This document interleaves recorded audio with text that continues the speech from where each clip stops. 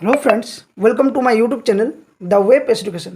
So friends, এই মুহূর্তে সকলের জন্য একটা গুরুত্বপূর্ণ আপডেট যারা আপনারা দেখছেন তাদের জন্য, যে এসএসসি তরফ থেকে যে সেকেন্ড এসএলএসটি রাজ্যে হওয়ার কথা, সেখানে যে গ্যাজেট প্রকাশ করা হয়েছিল গত 29 তারিখে, যেখানে সুপ্রিম কোর্টের নির্দেশ মতো নতুন করে আবার এসএসসি পরীক্ষা নেওয়ার নিয়ে সেই গ্যাজেট কিন্তু এই মুহূর্তে এসএসসির যে ওয়েবসাইট রয়েছে, এখানে আমরা ওয়েবসাইট দেখতেই পাচ্ছি এবং আপনারা সকলে দেখতেই পাচ্ছেন। এই ওয়েবসাইট থেকে কিন্তু এই মুহূর্তে গ্যাজেট কিন্তু তুলে দেওয়া হয়েছে। নিচের নোটিফিকেশানগুলো যদি পরে আমরা দেখতে থাকি, সেখানে 29 তারিখ যে এসএসসির তরফ থেকে বা অফিসিয়াল ওয়েবসাইটে যে গ্যাজেট প্রকাশ করা হয়েছিল, সেই গ্যাজেট কিন্তু এই মুহূর্তে আর নেই। তো কেন তোলা হলো, কী জন্য তোলা হলো, বা এর ভিত্তি বা কী, অনেকেই কিন্তু প্রশ্নের মধ্যে রয়েছে। তাই সবার প্রথমে ভিডিও নিয়ে আসছি। তো বিষয়টা জানার জন্য শেষ পর্যন্ত ভিডিওটা সকলে দেখুন, এবং চ্যানেল নতুন হয়ে থাকলে অবশ্যই চ্যানেলটি সাবস্ক্রাইব করুন এবং পাশে থাকা বেল নোটিফিকেশানে অন করুন। তো দেখুন, আমরা এখানে এসএসসি যে ওয়েবসাইট সেখানে চলে এসেছি, সকলে দেখতে পাচ্ছেন। সেখানে 29 তারিখে সুপ্রিম কোর্টের যে রায় ছিল, সেই মোতাবেক নতুন করে রাজ্য সরকার তথা এসএসসিকে বলা হয়েছিল যে নতুন করে যে এসএলএসটি, সে এসএলএসটি পরীক্ষা নেওয়ার, যেখানে শুধুমাত্র যোগ্য যারা চাকরি প্রার্থী অর্থাৎ নন টেন্টেড, যারা 26,000 চাকরি বাতিলের মধ্যে যারা নন টেন্টেড ক্যান্ডিডেট অর্থাৎ টেন্টেড ক্যান্ডিডেট নয়, যারা অযোগ্য নয়, তাদের জন্য ভ্যাকেন্সি ক্রিয়েট করে এবং সাথে সাথে 3 মাসের মধ্যে অর্থাৎ নভেম্বরের মধ্যে কিন্তু সম্পূর্ণ নিয়োগ প্রক্রিয়াটা কমপ্লিট করতে বলা হয়েছিল সুপ্রিম কোর্টের তরফ থেকে। সেই মোতাবেক গ্যাজেট প্রকাশ হয়, কিন্তু এই মুহূর্তে গ্যাজেট তোলা হয়েছে। কারণ কি? কারণ গতকাল আমরা জেনেছি যে কলকাতা হাইকোর্টে একটা মামলা দায়ের হয়েছিল। সেটা হচ্ছে এই এসএসসির গ্যাজেট প্রকাশ এবং যে নিয়ম শৃঙ্খলা বা রুল রেগুলেশন যে সেকেন্ড এসএলএসটির জন্য করা হয়েছে বা গ্যাজেট প্রকাশ করা হয়েছে, সেখানে কি না, সেখানে প্রথমত যেটা বলা হয়েছে পিটিশনারদের তরফ থেকে, যে এই যে সেকেন্ড এসএলএসটির গ্যাজেট প্রকাশ হয়েছে, সেখানে কিন্তু কোনোভাবেই সুপ্রিম কোর্টের যে নির্দেশ, সেই নির্দেশ মেনে কিন্তু এই গ্যাজেট প্রকাশ করা হয়নি। এটা 200% একদম সিওরিটিভাবে, কারণ সকলেই জানেন আপনারা যে সুপ্রিম কোর্ট যে নির্দেশ বা আদেশ দিয়েছিল, সেখানে বলা হয়েছিল যে শুধুমাত্র নন টেন্টেড বা যোগ্য ক্যান্ডিডেটরাই কিন্তু পরীক্ষাতে বসতে পাবে। ঠিক আছে, এর সাথে সাথে কিন্তু এসএসসি এবং রাজ্য সরকার তরফ থেকে যে গেজেট প্রকাশ করা হয়, সেখানে কিন্তু নতুন এবং যারা 26,000 চাকরি বাতিল রয়েছে, যারা যোগ্য, তাদেরকে বসার সুযোগের জন্য গেজেট প্রকাশ করা হয়। কিন্তু কোনোভাবেই সেখানে এই গেজেটে বলা হয়নি যে যারা টেন্টেড অর্থাৎ যারা অযোগ্য, তাদেরকে বাতিল করা হবে এখানে, বা তাদেরকে কোনোভাবে অগ্রাধিকার দেওয়া হবে না। কিন্তু সেটা এই গেজেটে কোনোভাবে কোথাও উল্লেখ করা নেই। প্রথমত এটা প্রশ্ন যেটা কলকাতা হাইকোর্টে গতকাল হয়েছিল।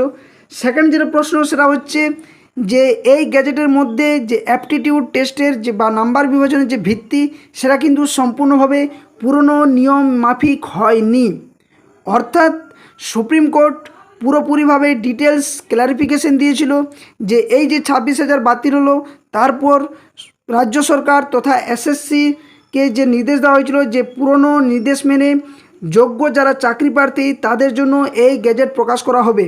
কিন্তু এই গ্যাজেটের মধ্যে কোনো কিছু উল্লেখ করা নেই যে কারা যোগ্য, কারা অযোগ্য, কারা পরীক্ষাতে বসতে পাবে, কারা পাবে না, বা লিস্ট সেরকমভাবেও কোনো কিছু প্রকাশ করেনি এসএসসি বা রাজ্য সরকারের তরফ থেকে।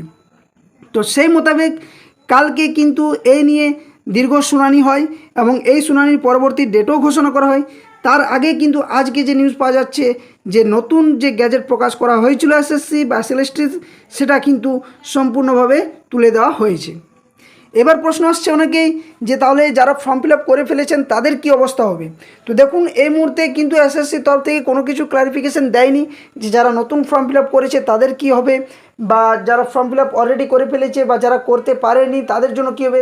এর আগে আমরা জানলাম যে যেখানে ওবিসি ম্যাটার নিয়ে একটা ম্যাটার ছিল, যার ভিত্তিতে এই গ্যাজেটের মধ্য দিয়ে বা এই যে অনলাইন নোটিফিকেশান, সেখানে কিন্তু যে অ্যাপ্লিকেশনের সময় যে ওবিসি ক্যাটাগরি বা কাস্ট যে চুজ হচ্ছিল প্রথম দিকে, সেটাও কিন্তু পুরোপুরি বাতিল হয়। এবং এখন যে দ্বিতীয় প্রশ্ন, সেটা হচ্ছে এই যে গ্যাজেট, এই গ্যাজেটও কিন্তু সম্পূর্ণভাবে তুলে নেওয়া হয়েছে, যেটা গত 29শে মে এই গ্যাজেট প্রকাশ করা হয়েছিল। তো এই প্রশ্ন চিহ্নগুলো কিন্তু সকলের মধ্যে থাকছে এবং ধোঁয়াশা। তাহলে কি নিয়োগ প্রক্রিয়া পুরোপুরি বাতিল হবে, নাকি নতুন কোনো রুলস রেগুলেশন আসবে, নাকি সকলকে ফর্ম ফিল আপ করতে আবার দেওয়া হবে, নাকি সকলেরই টাকা ফেরত দেওয়া হবে। তো এখনও পর্যন্ত এসএসসি এবং রাজ্য সরকার সম্পূর্ণভাবে কোনো বুঝতে পারছে না যে তাদের গ্যাজেটের মধ্যে এত ভুলভ্রান্তি থাকা সত্ত্বেও তারা গ্যাজেট কেন ঠিকভাবে প্রকাশ করলো না, কেন সুপ্রিম কোর্টের নির্দেশ বা আদেশ পালন করেনি, বা পুরনো যে নিয়োগ প্রক্রিয়া হয়েছিল 2016 এসএলএসটি বা ফার্স্ট এসএলএসটি সেই নিয়ম মেনে এখনও পর্যন্ত করেনি কেন। তো আপনারা যারা দেখছেন অবশ্যই যদি ওয়েবসাইটে যান সেখানে দেখতে পাবেন যে 29 তারিখ অর্থাৎ